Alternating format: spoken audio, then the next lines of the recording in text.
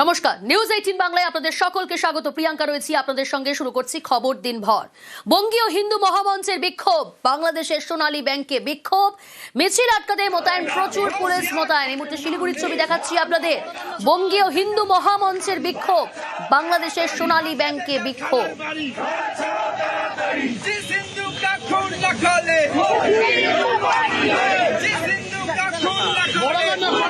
বাংলাদেশে হিন্দুদের ওপর অত্যাচারের প্রতিবাদে শিলিগুড়িতে বিক্ষোভ, বঙ্গীয় হিন্দু মহামঞ্চের বিক্ষোভ।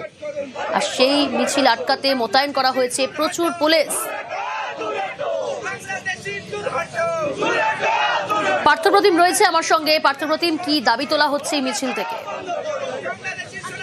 একের পর হিন্দুদের অত্যাচার করা হচ্ছে, খুন করা হচ্ছে, তারই প্রতিবাদে যেহেতু ওপার বাংলা অস্থির হয়েছে এবং ভারত বিদ্বেষী স্লোগান উঠছে ওপার বাংলায়, তারই প্রতিবাদে কিন্তু এবং হিন্দু মহামঞ্চের আজকের এই বিক্ষোভ। সোনালী ব্যাংক, বাংলাদেশের সোনালী ব্যাংক তার যে শিলিগুড়ি শাখা, সেই অফিসের সামনে তারা বিক্ষোভ দেখায়, ব্যাংকে ঢোকার চেষ্টা করে, কিন্তু পুলিশ বাধা দেয়, পুলিশের সঙ্গে ধস্তাধস্তি হয়। ঠিক ব্যাংকের উল্টো দিকেই তারা কিন্তু বিধান রোড, সেই বিধান রোডে তারা বসে পড়ে এবং সেখানে বিক্ষোভ চলছে এবং যথেষ্ট সংখ্যায় পুলিশের এখানে মোতায়েন রয়েছে। আন্দোলনকারীদের সাফ দাবি, সোনালী ব্যাংক বন্ধ করতে হবে এবং সোনালী ব্যাংকে যারা কর্মরত রয়েছে বা বাংলাদেশিরা, তাদেরকে এখান থেকে হটাতে হবে। শুধুমাত্র ভারতীয়রাই যাতে কাজ করে সেই দাবিও তারা তুলেছে।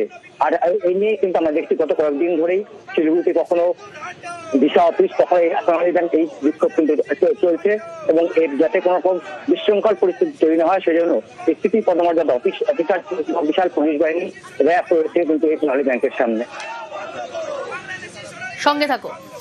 বঙ্গীয় হিন্দু মহামঞ্চের বিক্ষোভ, বাংলাদেশের যে সোনালী ব্যাংকের শাখা শিলিগুড়িতে, তার সামনে বিক্ষোভ বঙ্গীয় হিন্দু মহামঞ্চের তরফ থেকে। আর এই মিছিল আটকাতেই মোতায়েন করা হয়েছে প্রচুর পুলিশ।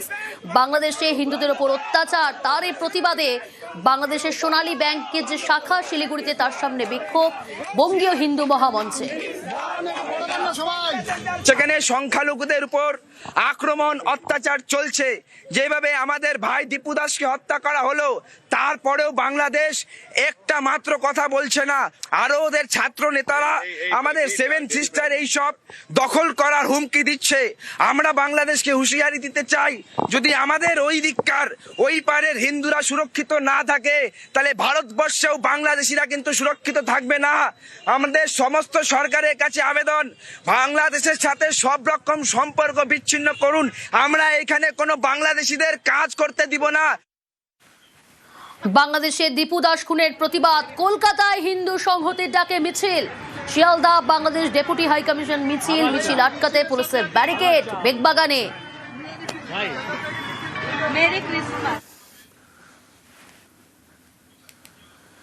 বাংলাদেশে দীপু দাস খুনের প্রতিবাদ, হিন্দুদের ওপর অত্যাচার, তার প্রতিবাদে কলকাতায় হিন্দু সংহতির ডাকে মিছিল।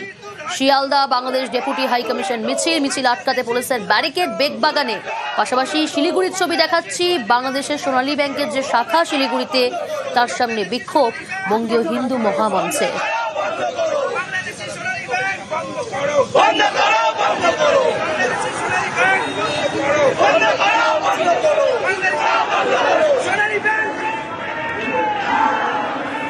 এই মুহূর্তে কি ছবি জানার চেষ্টা করব। বিশ্বজিৎ রয়েছে আমার সঙ্গে। বিশ্বজিৎ,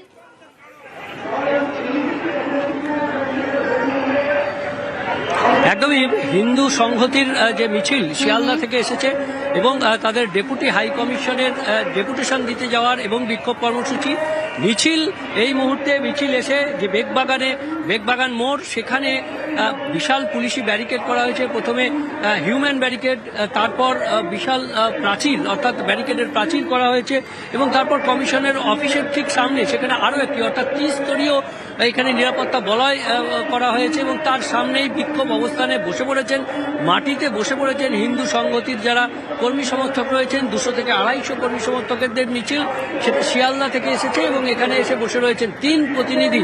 তারা গিয়েছেন ডেপুটি হাই কমিশনের কাছে, তাদের যে দাবি রয়েছে সেই দাবি, অর্থাৎ বাংলাদেশে হিন্দু, বিশেষ করে সংখ্যালঘু বিভিন্ন যারা সংখ্যালঘু রয়েছেন তাদের উপর অত্যাচার হচ্ছে।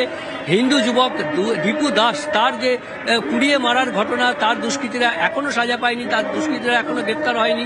এই সমস্ত নানান দাবি তাদের রয়েছে। তারা ডেপুটি হাই কমিশনের অফিসে গিয়ে তাদের ডেপুটেশন জমা দিয়েছেন এবং সেই 3 সদস্যের প্রতিনিধি ইতিমধ্যেই ফিরে আসছেন এবং ইতিমধ্যেই যারা রয়েছেন এই কর্মী সমর্থক তারা মাটিতে বসে পড়েছেন এবং বিক্ষোভ অবস্থান, তাদের যে কর্মসূচি সেই বিক্ষোভ অবস্থান চালিয়ে যাচ্ছেন। এবং এই মিছিল যাতে ডেপুটি হাই কমিশন অফিস পর্যন্ত না যেতে পারে, বিশৃঙ্খলা না হয়, সেই জন্য বিশাল পুলিশি বন্দোবস্ত করা হয়েছে। আমরা জানি যে 23শে ডিসেম্বর আরও একটি এরকমই মিছিল বেগবাগানে এলে সে বিশৃঙ্খলা, চরম বিশৃঙ্খলার সৃষ্টি হয় এবং ডেপুটি হাই কমিশনের যে নিরাপত্তা, সেই নিরাপত্তা বিঘ্নিত হয়। আজ সেই ঘটনা থেকে শিক্ষা নিয়ে পুলিশের তরফে যে ব্যবস্থা করা হয়েছে, প্রথমে পুলিশের যে হিউম্যান ব্যারিকেড এবং তারপর রয়েছে একটি বিশাল যে ব্যারিকেড, অর্থাৎ গার্ডরেল দেওয়া ব্যারিকেড, এবং সেই ব্যারিকেডের পরেও আবার কমিশনের আগে আরও একটি ছোট ব্যারিকেড রয়েছে। অর্থাৎ এইভাবে ত্রিস্তরীয় যে নিরাপত্তা বলয় করা হয়েছে তার ঠিক সামনেই এই মুহূর্তে একেবারে বঙ্গবন্ধু শেখ মুজিব সরণি, সেই মুজিব সরণি যেখান থেকে শুরু হচ্ছে বেগবাগানে, ঠিক সেখানেই অবস্থান বিক্ষোভে বসেছেন হিন্দু সংহতির যারা কর্মী সমর্থক, যারা এতক্ষণ মিছিল করে এসেছেন শিয়ালদা থেকে। মিছিল বাংলাদেশে যে হিন্দু নির্যাতন চলছে তার বিরুদ্ধে প্রতিবাদ, একটা বার্তা দেওয়া যে ইসলামী মৌলবাদ যেভাবে পৃথিবীকে গ্রাস করতে চাইছে তার বিরুদ্ধে রুখে দাঁড়াতে হবে। আমরা যাবো বাংলাদেশ ডেপুটি হাই কমিশনে, ওখানে আমাদের ডেপুটেশন দেবো। আমাদের ডেপুটেশনের ডিমান্ডগুলো আছে, একটা হচ্ছে বাংলাদেশে হিন্দু নির্যাতন বন্ধ করা, সমস্ত মাদ্রাসায় যে হিন্দু বিরোধী, সংখ্যালঘু বিরোধী, অমুসলমান বিরোধী শিক্ষা দেওয়া হয় সেটাকে বন্ধ করা। আসছি পরের খবরে। একই বুথের 491 জনকে নোটিশ, এসআইআর আতঙ্ক পলাশীপাড়ার চাঁদের ঘাটে। 2002-এ নাম থাকা সত্ত্বেও নোটিশ, একই বুথের 491 জনকে নোটিশ। সমীর রুদ্র রয়েছে আমার সঙ্গে। সমীর, একই বুথের 491 জনকে নোটিশ, ভোটাররা কি বলছেন?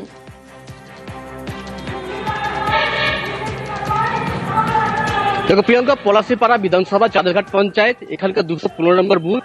এই বুথের ভোটার সংখ্যা 1176 জন, কিন্তু তারা প্রত্যেকেই এসআর ফর্ম ফিল আপ করেছে, যারা ওই বুথের মধ্যে ভোট এবং স্থায়ী বাসিন্দা এবং এখনো জীবিত রয়েছেন। কিন্তু দেখা যাচ্ছে এই জীবিত ভোটারদের মধ্যে 491 জনকে নোটিশ দিয়ে হিয়ারিং এ ডাকা হয়েছে এবং বিভিন্ন ডেটের সাথে ডাকা হয়েছে। কিন্তু কেন?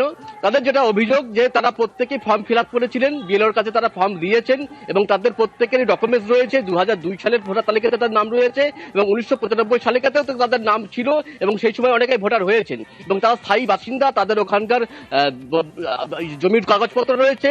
এসব থাকা সত্ত্বেও কিন্তু তাদের হিয়ারিং এ ডাকা হয়েছে, এই কারণে তারা আতঙ্কগ্রস্ত। এমনকি ওই পঞ্চায়েতের অন্তর্গত ওই বুথের যে তৃণমূলের পঞ্চায়েত সদস্য, তাকেও কিন্তু হিয়ারিং এ ডাকা হয়েছে এবং এই বিষয়ে তিনি যেটা অভিযোগ করছেন যে ওই বুথটা তৃণমূল জিতেছিল এবং অন্যান্য বুথ বা তৃণমূলের বিজেপি এবং সিপিএম এর দখলে রয়েছে ওই পঞ্চায়েত, সেই কারণে বিজেপি যোগ সাজেশ করে কিন্তু এই এসআইআর তালিকায় বাদ দেওয়ার জন্যই এই 491 জনকে বাদ দেওয়া হয়েছে বা এসআইআর এর জন্য তাদের নোটিশ করা হয়েছে। যদিও এই বিষয়টি মানতে নারাজ বিএলওর দাবি কোনো টেকনিক্যাল ফল্টের জন্য এটা হয়েছে, ঊর্ধ্বতন কর্তৃপক্ষকে জানানো হয়েছে এবং এর পাশাপাশি বিজেপি নেতৃত্ব কিন্তু বিষয়টিকে অস্বীকার করে গিয়েছেন। প্রিয়াঙ্কা, বেশ।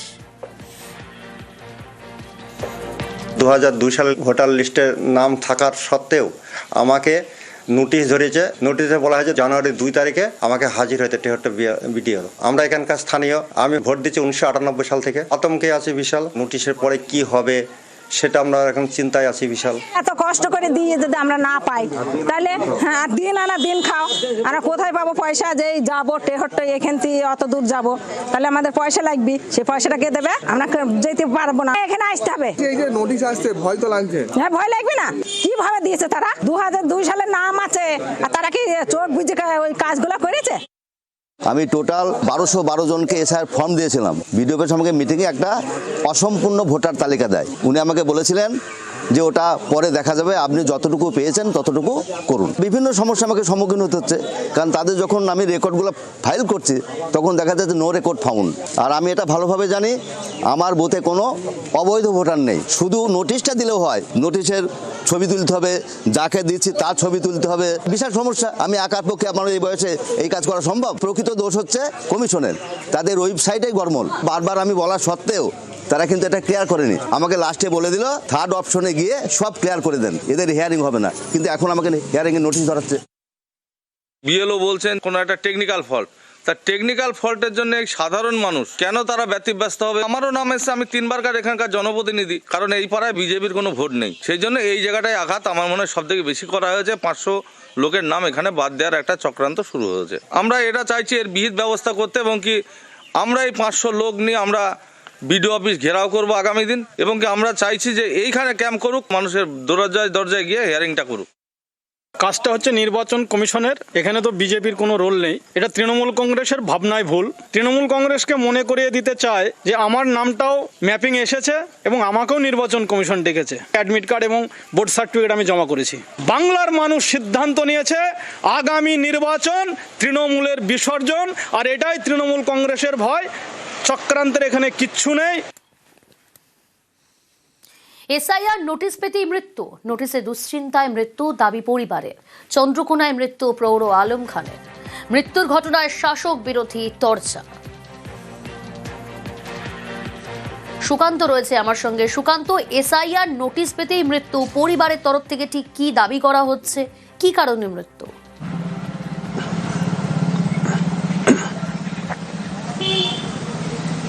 দেখো প্রিয়াঙ্কা, চন্দ্রকোনা 2 নম্বর ব্লকের মহাসপুর গ্রামের বাসিন্দার আলম খান, তিনি কিন্তু সুস্থ স্বাভাবিক ছিলেন, এবং যেটা দাবি করা হচ্ছে পরিবারের পক্ষ থেকে যে এসআইআর এর হিয়ারিং নোটিশ গতকাল বিএলও তার বাড়িতে বিকালে পৌঁছে দেয়। তারপরে কিন্তু দুশ্চিন্তা শুরু করেন, কারণ 2002-এ তার লিস্টে কোনো নাম না থাকায় কিভাবে তিনি সেই নাম তুলবেন এবং তাকে কি ব্যবস্থা করতে হবে, কোথায় যেতে হবে, এই নিয়ে দুশ্চিন্তা করেন। তিনি তার স্ত্রীকে জানান যে ছেলেপুলেও নেই আমাদের দেখার, তোমার কি হবে, আমাদেরকে কোন জায়গায় পাঠাবে, এই নিয়ে কিন্তু একটা দুশ্চিন্তা করে। এবং স্ত্রী যেটা দাবি করছেন, সেই দুশ্চিন্তার পরেই রাত্রেবেলা কিন্তু হঠাৎ তিনি আক্রান্ত হন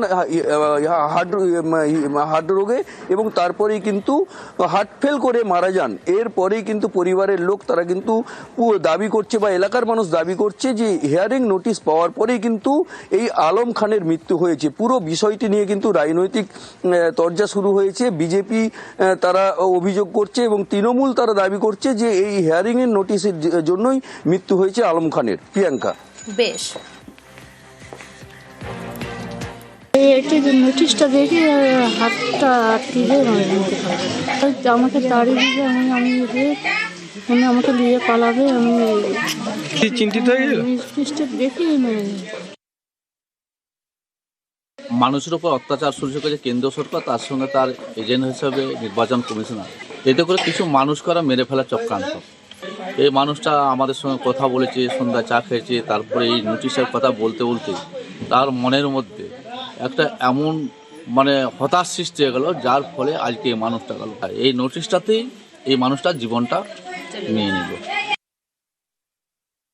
এই এসআইআর নির্বাচন কমিশন করছে, তাই মানুষের মধ্যে যে আতঙ্ক, সেই আতঙ্ক বর্তমান যে শাসক দল, সেই শাসক দল তৈরি করেছে, যারা ভুয়ো ভোটারদের ভোটে জিতে ক্ষমতায় থাকার চেষ্টা করছে, এবং এই এসআইআরে তাদের পথে বাধা হয়ে দাঁড়াচ্ছে, যার কারণে তারা কী করছে, মানুষকে ভয় দেখিয়ে বিভ্রান্তি সৃষ্টি করছে এবং মানুষের মধ্যে একটা ভয়ের পরিবেশ তৈরি করছে। এসআইআর আতঙ্কে ফের আত্মহত্যা, গোয়ালপুকুরের চূড়াকুট্টিতে আত্মহত্যার ঘটনা। হিয়ারিং এ ডাকের পরেই আতঙ্ক, দেশ ছাড়া হওয়ার ভয়ে বিষ খেয়ে আত্মহত্যা।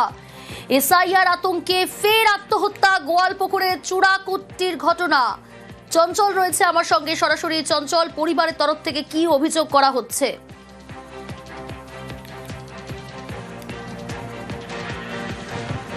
দেখো, তোমাকে জানিয়ে রাখি যে গল্প করে 1 নম্বর ব্লকের যে চূড়াকুটি গ্রামের বাসিন্দা আব্দুল মুতাবরিব এবং তার পরিবারের যেটা অভিযোগ রয়েছে যে তার নামে যে এসআইআর যে রয়েছে সেই এসআইআর এর যে হিয়ারিং, সেই হিয়ারিং এর কিন্তু একটা ফর্ম এসেছিল, অর্থাৎ নোটিশ ধরানো হয়েছিল। তারপর থেকে কিন্তু এই আব্দুল মুতালিব কিন্তু আতঙ্কে ভুগছিলেন এবং বারবার পরিবারের লোকজনকে জানাচ্ছেন যে আমার এই ধরনের অসুবিধা হয়েছে, আমার কাছে নোটিশ এসেছে, তা আমাকে বাংলাদেশে পাঠিয়ে দেওয়া হবে, এই নিয়ে একটা আতঙ্কে ভুগছিলেন। এবং পরিবারের তরফ থেকে যেটা অভিযোগ করা হচ্ছে যে গত বুধবার রাতে সে বিষ পান করে, অর্থাৎ বিষ খেয়ে আত্মহত্যার চেষ্টা করে, তারপরে তাকে তড়িঘড়ি কিষানগঞ্জ অর্থাৎ বিহারের কিষানগঞ্জ মেডিকেল কলেজ ও হাসপাতালে ভর্তি করা হয়। চঞ্চল, স্থানীয় প্রশাসনের সঙ্গে যোগাযোগ করেছিলেন, বিএলও আশ্বস্ত করেছেন, কি জানাচ্ছে পরিবার?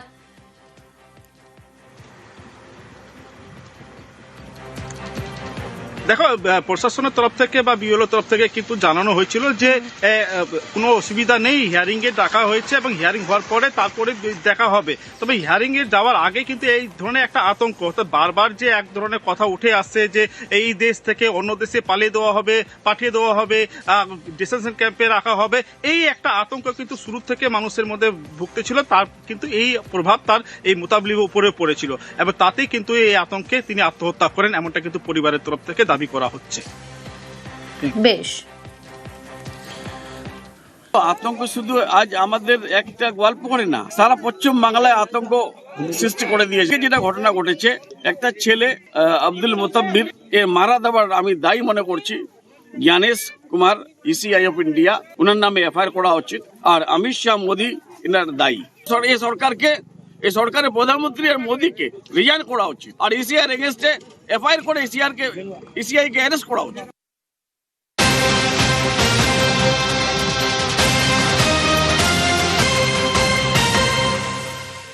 বছর ঘুরলেই রাজ্যে বিধানসভা নির্বাচন, আর আজ সাংগঠনিক বৈঠকে অভিষেক বন্দ্যোপাধ্যায় সাংগঠনিক পদাধিকারীদের সঙ্গে ভার্চুয়াল বৈঠকে কোন কোন বিষয়ে আলোচনার সম্ভাবনা রয়েছে, কখন শুরু হচ্ছে, কারা কারা উপস্থিত থাকবেন, ডিটেল জানাবে আবির। রয়েছে প্রতিনিধি আবির। দেখো, 2026-এর একেবারে প্রথম দিন থেকেই পুরোপুরি ভাবে কর্মসূচি নিয়ে নামছে হচ্ছে তৃণমূল কংগ্রেস। কিন্তু যে প্রচার কর্মসূচি তারা তৈরি করতে চলেছে, সেখানে বিধায়ক, সাংসদ থেকে শুরু করে পঞ্চায়েত, পুরসভা এমনকি সর্বোপরি যারা সাংগঠনিক পদাধিকারী রয়েছেন তাদেরকে কি দায়িত্ব সামলাতে হবে তা নিয়ে আজকে মূলত বৈঠক। প্রথমত উত্তরবঙ্গ এবং দক্ষিণবঙ্গের বিভিন্ন বিধানসভাগুলোর জন্য গত কয়েক মাস ধরে তৃণমূল কংগ্রেস আলাদা আলাদা কৌশল তৈরি করেছে। সেই কৌশল বজায় রেখে তারা প্রচারে যাবে। একই সঙ্গে কতগুলো নির্দিষ্ট ইস্যু রয়েছে যেগুলোকে যে তারা প্রচারে নিয়ে আসবে তা আগেভাগেই দলের নেতারা বা বিভিন্ন সময় দলের শীর্ষ নেতা নেত্রীও পরিষ্কার করে দিয়েছেন। ফলে আজকের যে বৈঠক হতে চলেছে সেখানে একদম 1 জানুয়ারি থেকে তারা যে প্রচার কর্মসূচি নিয়ে যাবে, যা 2রা জানুয়ারি একটি বারুইপুরে সভার মধ্যে দিয়ে শুরু হওয়ার কথা রয়েছে, সেই বিষয় নিয়ে মূলত হচ্ছে কথা বলবেন তিনি। এর আগেও তৃণমূলের তরফ থেকে পরিষ্কার করে বলা হয়েছে ব্যক্তি নয় দল বড়, এবং এই নির্বাচনের সময় যে বা যারা দলের হয়ে কাজ করবেন দলও তাদেরকে ভবিষ্যতে তাদের প্রয়োজনের বিষয়কে মাথায় রাখবেন এবং পারফরমেন্সকে গুরুত্ব দিয়েই যে গোটা কাজ বা প্রক্রিয়া চলেছে সেটাও বুঝিয়ে দেওয়া হয়েছে।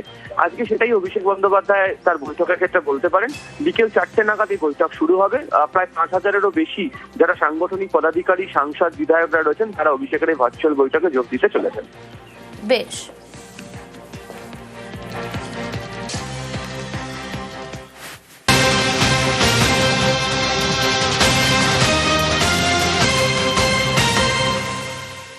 প্রশান্ত বর্মনের বিরুদ্ধে গ্রেফতারি পরোয়ানা জারির আবেদন আদালতে, বিধাননগর আদালতে আবেদন।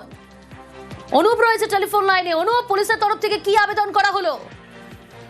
ভিডিও প্রশান্ত বর্মন তার বিরুদ্ধে কিন্তু গ্রেফতারি পরোয়ানার আবেদন করলো বিধাননগর পুলিশ। বিধাননগর এসিজিএম যে আদালত সেখানে ইতিমধ্যেই সেই আবেদন করা হয়েছে। বিধাননগর আদালতে এই বিধাননগর পুলিশের পক্ষ থেকে মূলত আজকেই আবেদন করা হয়েছে এবং হাইকোর্টের যে নির্দেশে বলা হয়েছিল 72 ঘন্টার মধ্যে বিধাননগর আদালতে আত্মসমর্পণ করার জন্য, কিন্তু প্রশান্ত বর্মন তিনি নির্দিষ্ট সময়ে হাজির না হয়ে সুপ্রিম কোর্টের দ্বারস্থ হচ্ছেন, কিন্তু তিনি বিধাননগর আদালতকে নির্দিষ্ট সময়ের মধ্যে কোনো সদুত্তর বা কিছু জানাননি। সেই কারণে বিধাননগর পুলিশের পক্ষ থেকে গ্রেফতারি পরোয়ানা ইতিমধ্যে আবেদন করা হয়েছে। ইতিমধ্যে এই আদালতের পক্ষ থেকে গোটা বিষয় দেখা হচ্ছে, পুলিশের পক্ষ থেকে ভিডিওর গোটা গতিবিধি কিন্তু নজর রাখা হচ্ছে এই মুহূর্তে। বেশ,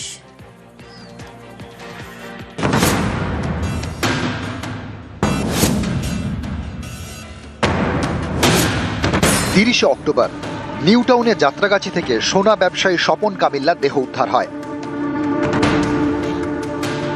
জলপাইগুড়ির রাজগঞ্জের ভিডিও প্রশান্ত বর্মনের বিরুদ্ধে খুনের অভিযোগ দায়ের করে নিহতের পরিবার। 26শে নভেম্বর বারাসাত আদালত তার আগাম জামিন মঞ্জুর করে। 22শে ডিসেম্বর মঙ্গলবার। রাজগঞ্জের বিডিওর আগাম জামিন খারিজ করে হাইকোর্ট। কেস ডায়েরি দেখে ছত্রে ছত্রে কড়া মন্তব্য হাইকোর্টের। বিচারপতি তীর্থঙ্কর ঘোষ নির্দেশে লিখেছেন, খুন হওয়া ব্যক্তিকে দত্তাবাদের দোকান থেকে অপহরণ করতে দেখেছেন যারা, সেই প্রত্যক্ষদর্শীদেরও বয়ান নিয়েছে তদন্তকারী এজেন্সি। মারধরের প্রত্যক্ষদর্শী রয়েছেন, একজন আহত প্রত্যক্ষদর্শী রয়েছেন যিনি ঘটনার সূত্রপাত কোথা থেকে হয়েছে তার বিবরণ দিয়েছেন, কিভাবে মারধর করা হয়েছে তারও বর্ণনা দিয়েছেন। এমন সাক্ষী আছেন যিনি আহত প্রত্যক্ষদর্শী চিকিৎসা করেছেন, দেহ নিয়ে যেতে দেখেছেন প্রত্যক্ষদর্শীরা। যে সিসি ক্যামেরা ফুটেজ আছে তা প্রত্যক্ষদর্শীদের বয়ানের সঙ্গে সামঞ্জস্যপূর্ণ। ম্যাজিস্ট্রেটের সামনে বয়ান দিয়েছেন আহত সাক্ষী। সাক্ষীদের বয়ান বিশ্লেষণ করে বোঝা যাচ্ছে অভিযুক্তই মাস্টারমাইন্ড এবং তিনি এই অপরাধে মুখ্য ভূমিকা নিয়েছেন। ম্যাজিস্ট্রেটের কাছে তিনি তার পরিচয় প্রকাশ করেছেন। তথ্য খতিয়ে দেখে বোঝা যাচ্ছে অভিযুক্তই সহযোগীদের জোগাড় করেছিলেন এবং তার সরকারি পদকে কাজে লাগিয়ে অপরাধটি ঘটিয়েছিলেন। মিথ্যের জাল বুনে তদন্তকে ভুল পথে চালানোর চেষ্টা করেছিলেন।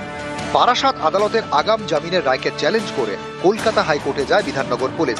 সেই মামলা নির্দেশে বিচারপতি তীর্থঙ্কর ঘোষ লিখেছেন, আশ্চর্যজনকভাবে 26শে নভেম্বর রায় দেওয়ার সময় পরস্পর বিরোধী কারণের উল্লেখ করে সেশনস কোর্ট। আদালত যদিও মেনে নিয়েছিল মামলাকারীর বিরুদ্ধে যে অভিযোগ আনা হয়েছে তা গুরুতর এবং তদন্ত অনেক দূরে গিয়েছে, তা সত্ত্বেও অভিযুক্তের আগাম জামিন মঞ্জুর করা হয়, কারণ অভিযুক্ত পশ্চিমবঙ্গের একজন আমলা, ফলে তাকে হেফাজতে রাখার দরকার নেই। সাক্ষ্য প্রমাণের বিশ্লেষণে উঠে আসছে অপহরণ করতে নীলবাতির গাড়ি ব্যবহার করেছিল অভিযুক্ত। এই কাজে তাকে সাহায্য করেন একাধিক ব্যক্তি। অপহরণের পর আক্রান্ত ব্যক্তিকে বেআইনিভাবে নিজের নিউ টাউনের বাড়িতে আটকে রাখেন অভিযুক্ত।